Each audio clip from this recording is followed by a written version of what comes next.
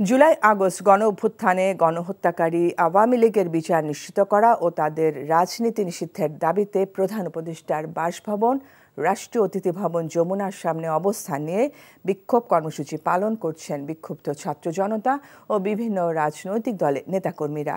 রাতভর সেখানে অবস্থানের পর সকালেও বিক্ষোভ প্রদর্শন করছেন তারা। রাতে জাতীয় নাগরিক পার্টির দক্ষিণাঞ্চলের মুখ্য সংগঠক হাসনাত আবদুল্লাহ সামাজিক যোগাযোগ মাধ্যমে এই কর্মসূচির ডাক দেন। রাত 10টার পর থেকে দলটির নেতাকর্মী ছাড়াও সাধারণ মানুষ যমুনার সামনে সমবেত হতে থাকেন। দাবি না মানা পর্যন্ত কর্মসূচি চালিয়ে যাবার ঘোষণা দেন তারা। এ সময় দলটির আহ্বায়ক নাহিদ ইসলাম ছাড়াও হেফাজতে ইসলাম ও ইসলামী ছাত্র শিবিরের নেতাকর্মীরাও বিক্ষোভে অংশ নেন। আওয়ামী লীগ নিষিদ্ধের কোনো এজেন্ডা সরকার না রাখায় ক্ষোভ জানান তারা। আওয়ামী লীগের বিচার নিয়ে তালবাহানা করা হচ্ছে এবং বিভিন্ন হামলার আসামিদের জামিন দেওয়া হচ্ছে বলে অভিযোগ বিক্ষুব্ধদের।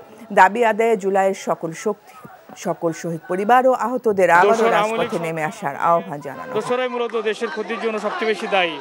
সেই দলকে নিষিদ্ধ ঘোষণা করার জন্য মূলত আজকে রাজপথে আমরা এসেছি। রাজনৈতিক দলগুলোর কাছে আমরা এটাই আশা করছি যে সর্বপ্রথম যে সংস্কার হবে সেটা হলো আওয়ামী লীগ নিষিদ্ধ। কিন্তু কেন জানি তারা বিভিন্নভাবে ঘুরাইয়া পেঁচাইয়া রাজনৈতিক দলগুলো যে একমত হতে পারছে না আওয়ামী লীগ নিষিদ্ধের দাবিতে।